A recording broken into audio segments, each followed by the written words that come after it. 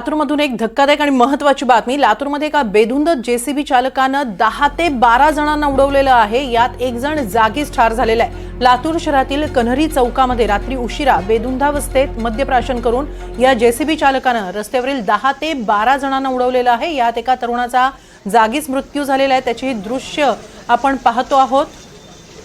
या संदर्भात अधिक माहिती घेऊया आमचे प्रतिनिधी सुनील कांबळे यांच्याकडून। सुनील, काय नेमकं घडलं होतं आणि या जेसीबी चालकाबाबत आता सध्या काय माहिती आहे? हे मला नक्कीच की लातूरमधल्या कन्हेरी चौक परिसरामध्ये भाजी जे विक्रेते आहेत आणि जेसीबी जो चालक आहे त्याचे सुरुवातीला अगोदर काही थोड्या कारणावरून भांडण झाले होते आणि त्याच्यानंतर रात्री उशिरा त्या जेसीबी चालकाने दारूच्या नशेमध्ये येऊन त्या भाजी जी विक्रेते आहेत त्या विक्रेत्यांवरती जेसीबी घातला आहे।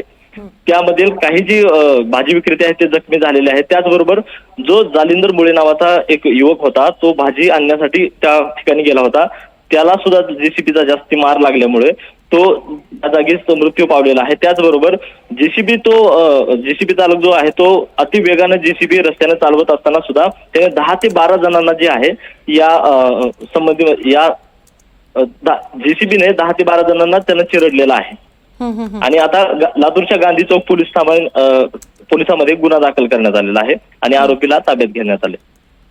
धन्यवाद सुनील, आपण दिलेल्या या सविस्तर माहितीबद्दल।